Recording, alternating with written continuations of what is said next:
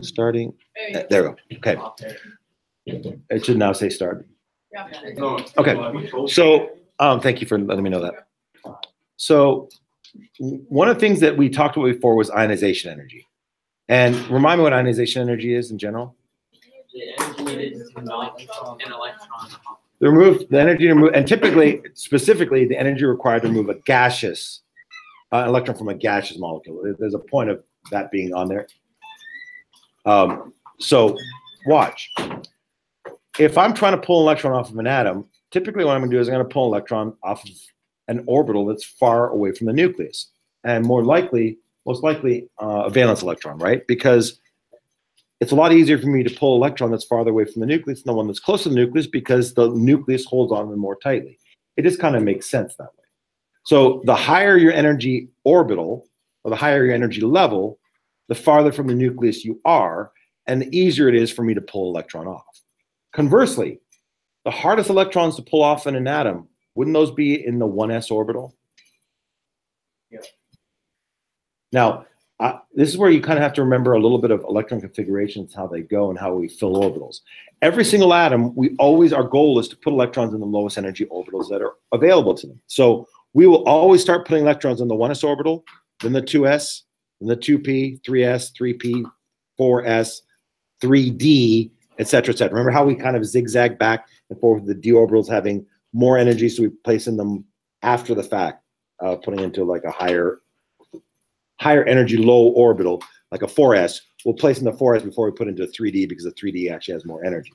Now, what you should be aware of here is this. Every single orbital that's in the 3rd energy level is closer to the nucleus than every orbital that's in the 4th energy level. Even though we'll all acknowledge the 4s orbital, you guys all with me? The 4s orbital has less energy than the 3d orbital. The 3d orbital is closer to the nucleus than the 4s orbital is. Agree? So if I'm pulling electrons off of an atom, I'm going to pull electrons off of the 4s before I'm going to pull them off of the 3d. Why? Because the 4s requires is farther away from the nucleus. Now, what is photoelectron spectroscopy? Well, what this is this. And I'm going to backtrack a little bit. Do you guys remember what the photoelectric effect was? Yeah. You want to take a shot at explaining that? When you shoot a light into the ultraviolet electron will come off and the light spread. That's really good. So what they actually did, the original experiments, they shone red light. I feel like I'm reading the King James version, and the light shone around them. If I shined red light and I think it was purple light at a piece of sodium metal, they discovered that the red light I could shine all day and nothing would happen. But as soon as I shined purple light, instantaneously electrons would come off of the atom. Now, we're not talking about electrons jumping up to higher energy levels. We're actually talking about electrons getting knocked completely off of the atom, which is essentially what ionization energy is, the amount of energy required to pull them off. And the reason that worked that way is this. Do you guys remember how different wavelengths have different amounts of energy? So if I have a photon, which is a little package of energy, let me remind you of the terminologies. A quantum is a little packet of energy. When we're dealing with light energy or any form of electromagnetic radiation energy, we call them photons. So if I shoot a photon of light at a piece of metal, let's say red light, and that photon doesn't have enough energy to cause the electron to actually get knocked off, it won't. It doesn't matter how many photons of the same amount of energy I throw in there. But if I shine one single photon of purple light, which has enough energy to knock an electron actually off because it matches the ionization energy necessary, then every single time it'll knock an electron off. Now, let's fast forward. What some smart people decided is, what if we were to knock every single electron off of an atom? How much energy would be required to knock every single one of them off? And in order to do that, they used a form of electromagnetic radiation that was much, much stronger. And by stronger, I mean has more energy. So you guys realize if we looked at the whole EMR, on the red side is longer waves, on the violet side you have shorter waves, right? And you go ultraviolet, and then you go to things like X-rays and then gamma rays. Gamma rays being the shortest frequency or shortest wavelength possible, highest frequency, highest energy. Do you guys remember how the terminologies all work? I don't have it on the board, but can you guys remember C equals wavelength times frequency, right? And energy is equal to H times frequency. So if you want to jot those two things down, you can write C equals wavelength times frequency.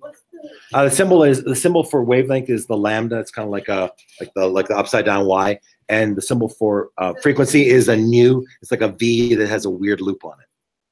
Okay, so you could say C is equal to wavelength times frequency, and then underneath, so that'd be C is equal to lambda times nu, and then you could say energy is equal to H times nu. H being Planck's constant. Is Now, that H nu, is that called quantum? Yeah, H nu combined is called a quantum. And if you were to rearrange the, so I'm gonna give you guys one more chance here to knock it off. I've been watching you the whole time. Enough. Now you're gonna want to laugh more because you know you're gonna get in trouble, but you guys weigh that out. If you take a look at the rearrangement, we rearranged the equation, couldn't we? When we say that energy is equal to H C over lambda. So there's a way of relating wavelength. If you take a look at E equals H nu, the greater your frequency, the greater your energy of that photon. So if we take a look at, are you all with me right now? If we take a look at X-rays, X-rays are actually much, much shorter than visible light. Therefore, they're going to have a much, much higher frequency. Ergo, or what does that mean? It means we're going to have a lot more energy per photon of X-rays. In fact, X-rays have so much energy that they can just, if we bombard an atom with X-rays, we can hit each electron and knock them off one after the other. Now, understand something here. If I were to zap an atom, and by the way, you never are dealing with one single atom. So if I take a sample of something, you realize there's going to be trillions upon trillions and trillions of atoms in there, right? And I shine X-rays at them. You realize that if I shined even for a brief instant, that trillions of wavelengths are going to hit into the atoms that we're dealing with. Let me remind you, X-rays travel at the same speed as light and every other form of electromagnetic radiation, which is 3.0 times 10 to the 8 meters per second, which is incredibly, incredibly fast. 7.5 times around the globe in 1 second. Right? That's really, really fast. 3.0 times 10 to the 8 meters per second. So what that means is this. If we take an atom and we shine X-rays at them for any prolonged period of time, those X-rays are going to hit every single electron and pop them off of the atom. So if we have some sort of receiver on the other end that can capture the energies of electrons being knocked off, we can come up with a graph, a photoelectron spectroscope. All that is a graph showing the amount of energy required to knock electrons off of specific orbitals of the atom and how many electrons were knocked off at each orbit. So if you guys looked at the graphs last night or watched the video, you're going to see that the closer the electrons are to the nucleus that are getting knocked off, the more energy you have to supply to knock them off. So now let's take a look together at a, let me find this here. So in the video, it was like, I'm going to share. Like too much energy at it, and then the extra energy that's left comes off as kinetic energy. Kinetic energy. And then you subtract the kinetic energy to see how much. Absolutely. So the formula on the board, can you guys see it on the board there? It says energy. The energy of light is equal to the ionization energy with the enthalpy of plus the kinetic energy. So if you can you repeat what you said there, because I liked how you said it. If so the energy of light, you're going to shine an excess amount of it, and therefore there's going to be, when it shoots off, there's going to be more than enough energy. So then it's transformed into kinetic energy. In order to find how much the ionization energy you have, you just subtract the kinetic energy. Right, and they'll typically, if they give you a problem like that, they'll give you the kinetic energy you have. Or watch this. Couldn't they tell you? And let's backtrack. If I told you the wavelength of the light or the X-ray we were shooting, if I know my wavelength, what can I figure out? Can I figure out frequency? Can I then figure out energy? So couldn't we, just given the wavelength, couldn't we figure out the E that's on the board there, which none of you guys can see right now, if you're watching at home, but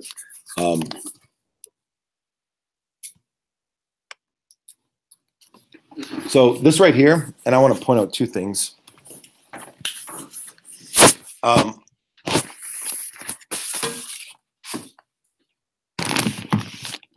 So this equation right here, this equation relates ionization energy and kinetic energy and the energy of the photon that we're firing in at something.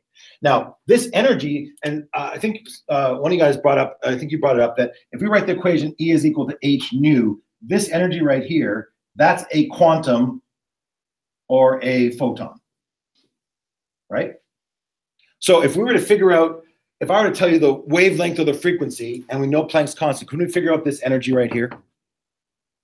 Right? And then one of two things can happen. They can either give us the ionization energy from a graph, we can read it, or they can give us kinetic energy. If they give us this, couldn't we solve for kinetic energy? Or if they give us kinetic energy, couldn't we solve for the ionization energy? Now, say one more time, please. This one right here? Yeah, it doesn't show up this one. Okay, so E light is equal to change, this is the ionization energy. And I'm using the letters IE as a subscript for ionization energy plus kinetic energy. Now, this formula right here, this we get from wavelength and or frequency and Planck's constant. So we can figure out this given a wavelength. So anytime they give us, for example, let's say they're using an X-ray, they could tell you the wavelength of that X-ray. If they tell you the wavelength, don't we know that based on this formula, C is equal to lambda times nu? Couldn't we, I don't know what this garbage is here. If I know this, couldn't I solve for this, right? And if I know this, couldn't I plug it into here and solve for energy? And then couldn't I plug that into here? Now, how do we get this right here? This is the ionization energy. Well, there's two ways. One, you can get it from a graph, which is what we're going to cover in just a second, okay? Second, they can give it to you. Now, this is kind of an odd equation here, but I'm putting on the board. So this A represents any atom that's being ionized. If I remove an electron from that, won't that atom become a positive cation? So any atom that loses an electron will become a cation, and an electron will be kicked off. The change in enthalpy for that reaction, that's called ionization energy. Remember, change in enthalpy, and this is what we're going to talk about tonight. Change in enthalpy for the reaction is comparing the enthalpy of the products to the enthalpy of the reactants in a reaction, and you want to have negative change in enthalpy. Agree? So, just pointing out some, and this they have this. They talked about this in the video, and one of the practical activities we're going to revisit this. Can you guys lock in on this formula here, because this is the one thing that can trip someone up. In every problem, if they give you 2 out of 3 variables, can't you solve for a third?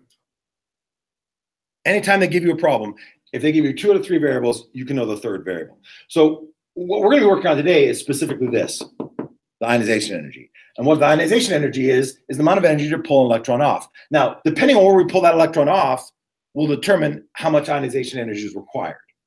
If I pull an electron from the outermost valence electron, valence shell, that's going to require way less energy than if I go all the way to the guts of an atom and yank a 1s electron off. Are you with me on this idea? So let's talk about that specifically. I'm grateful that you brought that up in terms of this. I was going to cover a little bit later, but it seems appropriate to do it at the beginning. So I'm going to share my screen with you here, and then I want you guys to look at the screen because I'm going to kind of walk through what we've just talked about and then show you how graphing works. So let me share. Let's go to that weird tunnel of weirdness.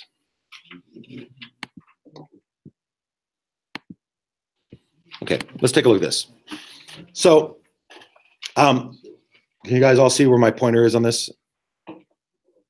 Okay, so this is the Bohr model, and this is a shell model. Now, both of these are not how we think atoms are set up anymore. We understand that there's sublevels, which are the individual orbitals, the 1s, the 2s, et cetera, et cetera.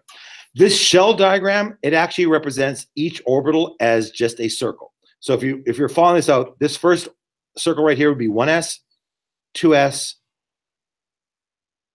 2p, 3s. You guys follow me here? And if you notice here, as we start with the 1s, 2s, 2p, 3s, as you go to higher energy, orbitals, they are farther from the nucleus. Now, the Bohr model, see how they keep all of the 2s and the 2p together in one big orbital? The 1s, or the 1, which is only an s, and then they have the 2, which is the 2s and the 2p, and then they have the 3. I'm going to look at this one right here. Now, just from a pragmatic stance, if I take a look at my nucleus here, isn't my nucleus exerting force on all of these electrons holding him in? Which electrons are going to be held the most tightly? The ones that are close to the nucleus, right? So the ionization energy to pull an electron off of an orbital that's close to the nucleus is going to be much, much higher than pulling one from farther off. Are you all okay with that? And what happens when we actually do this is we end up with a graph with peaks. So let's take a look at a graph here.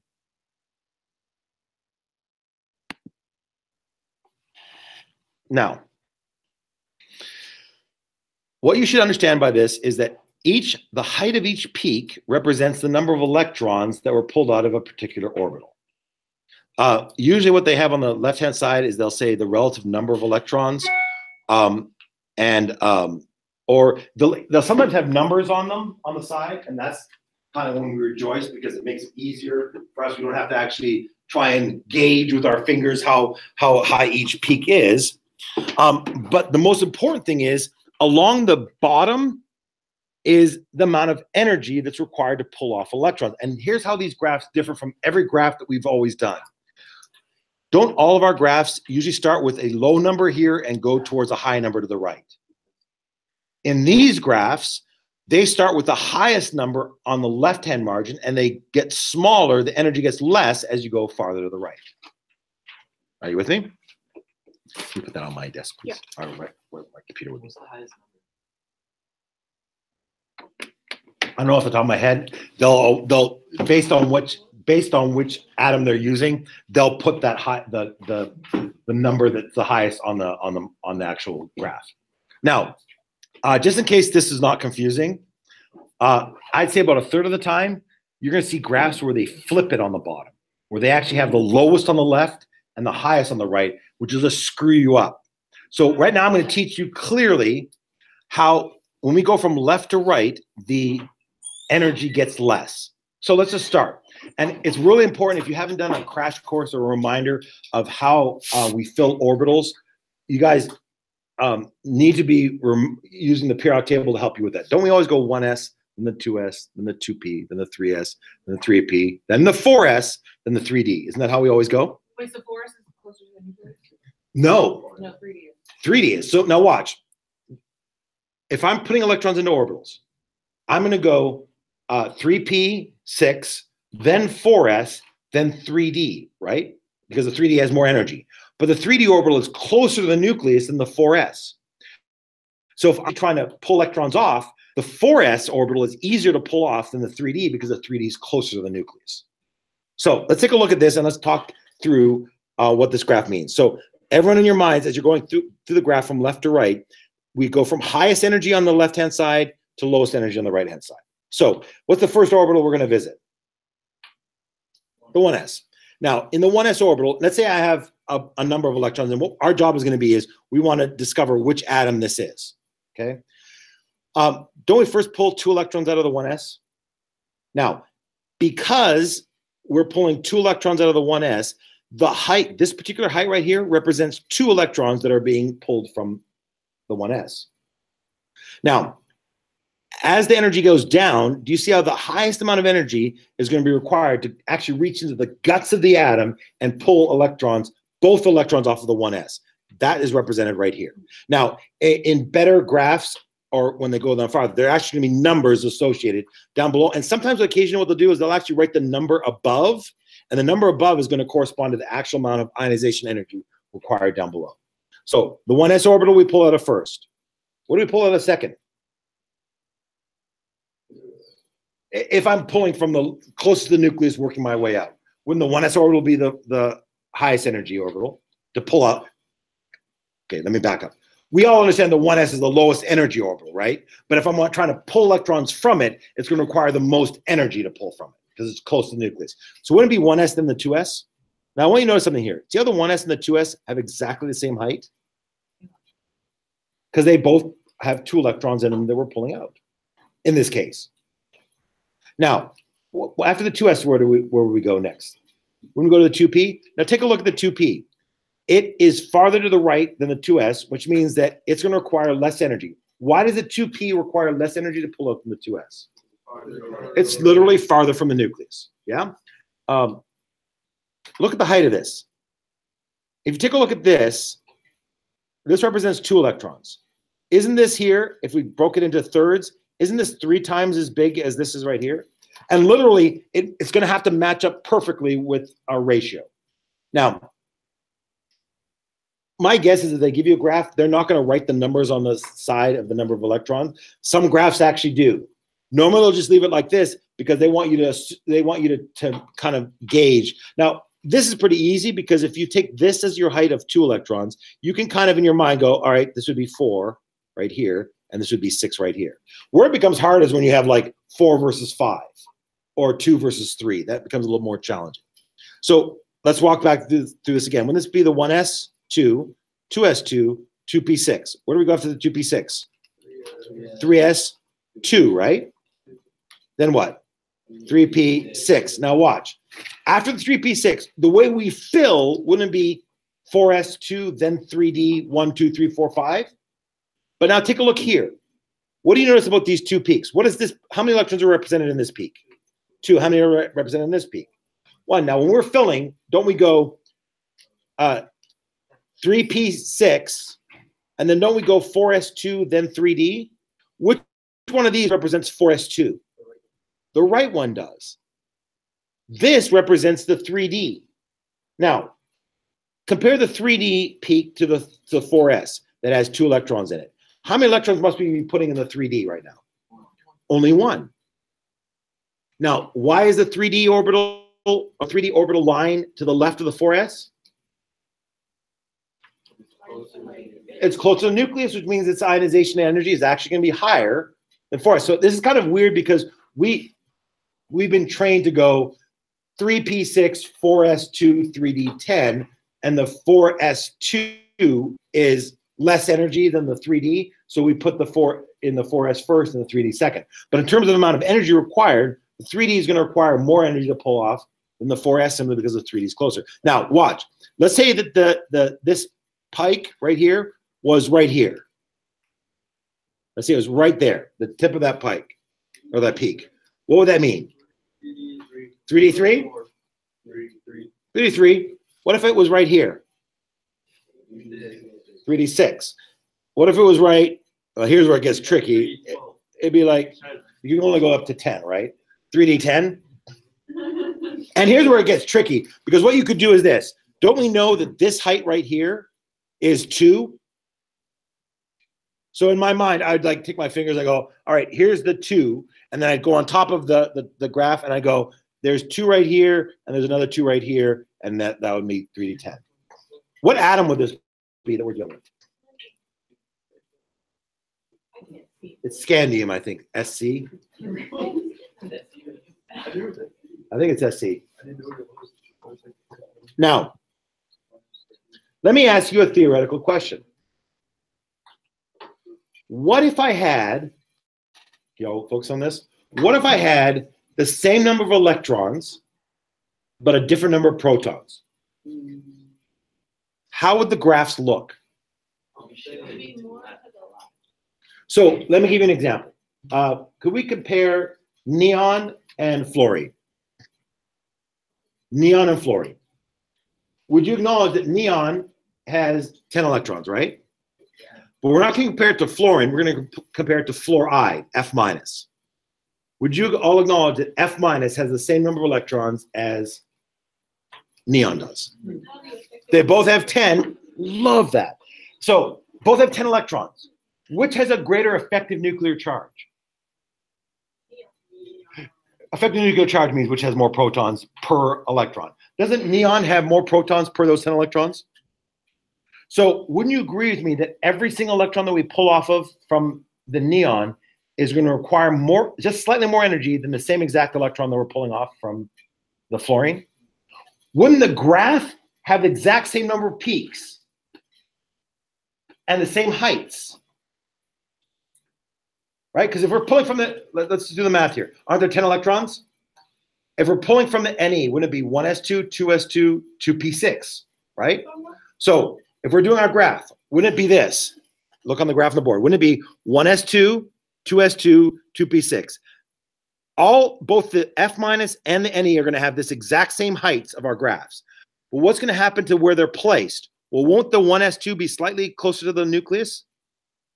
Wouldn't the 2s2 be slightly closer to the nucleus? And wouldn't the 2p6 be slightly closer to the nucleus? Why?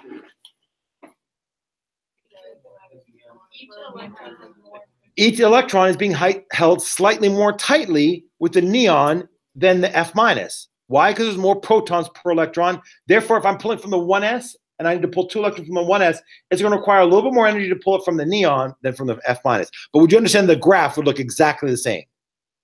Are you with me? That's incredibly important. Let's try this here. Let's look a little bit farther down.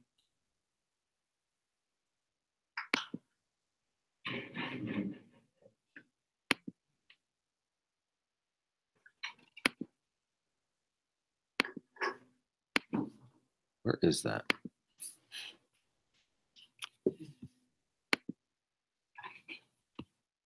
Okay, take a look at this. It's kind of hard to see, but we are right now, this is the graph for calcium versus potassium.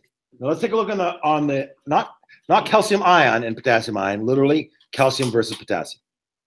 If you take a look on the periodic table, isn't calcium this one to the right of potassium? Has one more proton and one more electron than potassium does. Incidentally, wouldn't calcium be slightly smaller than potassium? As we go from left to right, the greater effective nuclear charge of calcium is going to hold all the electrons a little more tightly than potassium. Let's take a look at this graph here, and I want you to notice something here. Do you see how in blue we have calcium and in pink we have potassium? Do you see how the 1s2 for calcium is slightly to the left of the one for potassium? Tell me why that is. More protons pulling on the 2 electrons in the 1s than there is for potassium. Now notice here, we actually have numbers here, 1,000, 110, 1, etc. Yeah? So it makes sense here that the 1s will require more energy to pull off. But you see how the heights are the same? And then look at the 2s. See, the 2s's are next to each other, but once again, calcium's 2s is going to require more energy than potassium's 2s because there's more electrons pulling in. Same thing with the p orbitals. 2p6, 2p6. The 2p6 for calcium is requires more energy than the 2p6 for potassium. I don't want to be redundant here, but let's go. Wouldn't that be 3s2, 3s2? 3p6, 3p6. Now watch. This is 4s2, right? That's for calcium, because calcium has that extra electron that fills up the s orbital. This is the 4s1 for potassium. Doesn't it make sense that the 4s1 would require less energy to pull out than the 4s2? Only because the 4s2 of calcium has an extra electron pulling on it than the 4s1 does of potassium. Any questions here? What I could absolutely see them doing this year is giving comparative graphs and then asking. So they could give us this right here, and they could say, which one of these is calcium, which one of these is potassium, right? Or they could give us ions. Oh, by the way, if I was comparing Na plus to Ne, Na plus to Ne, what's the overall graph going to look like for both of them? The Na plus graph versus the Ne graph. Say again? Same exact peaks, same exact heights, but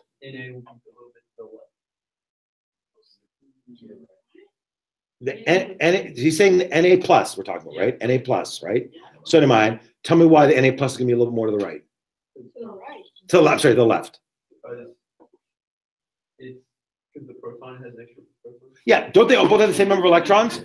So no, I'm trying to have you. You're absolutely right. You're absolutely right. I'm trying to refine the answer for like a grader, right? So if I were answering this for a grader, I was comparing the two of them. I'd say both of them have the same number of electrons. Or if you want to get fancy, couldn't you say they're both isoelectronic?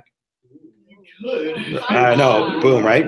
But the sodium ion or the sodium cation has one more proton, which means that it will hold its electrons more tightly, which means that all the ionization energies will be slightly higher than for neon. That makes sense? Now, the other thing I want to point out to you is this. There's two things that are gonna kind of jam you up a little bit with these problems. One, we're doing only like, what is it, 20 electrons here. Aren't there atoms that have 100 electrons? That makes either one of two things happen. Either you're gonna have to cram in a lot tighter all of your ionization energies. And if you notice here, there's a huge gap. Like you're going from, like, I'd say what, 500, 600 here. Isn't the next ionization energy under 100, like maybe 50? So what they often do on graphs, and I'm going to show you this on this graph right here. I think we have one. They use a double line to indicate a break. So I'll find a better one here if I can. So do you guys see this right here? So they put a little line in between. That means that all of a sudden you've broken scale.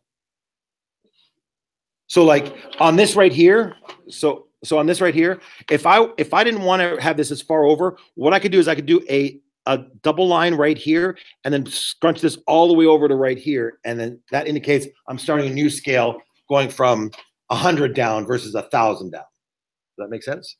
The second thing they do often is this. They'll sometimes do a double-decker graph. So they'll do the graph from left to right here, and then they'll do right above it, they'll do the lower energy above it. So you'll see the same axis, and they'll have this line right here, and then if let's say they had more atoms, they start up here and they go across again. I wish I had an example right here. I'll find one for you if I can. Now, are you all okay with the idea that the height of each of the peaks represents the number of electrons in an orbit? Yeah. 2, are you okay with how far over you are on the x-axis determines how much energy is required to pull you off? Yeah. In most of the graphs we're seeing, the high energy starts on the left-hand side and we go to the right with lower energy. Agree? Wait, I was just gonna ask what that's kind of, I don't know, it seems to me like to be up. Right. And so what happens is this. I would not doubt at all on the AP exam if they gave you a problem where they switched the values on the bottom graph and made it go from less to high. Now, let's say this was less to high. So over here was the 0.1 and over here was 1,000. How would this graph look? Wouldn't it be exactly the opposite? Wouldn't the 4s1 be on the far left-hand side because it has the lowest energy? And if they ever have like so many peaks, they sometimes will break the graph down into a high rise. Now, any questions on what I've just shared with you? That is photoelectron spectroscopy. It's not really challenging. I can see on the board, I can see how they could ask you to solve for some ionization energy quantities and then actually ask you to interpret graphs. But overall, it's pretty straightforward. Okay, I'm going to pause this for just a second.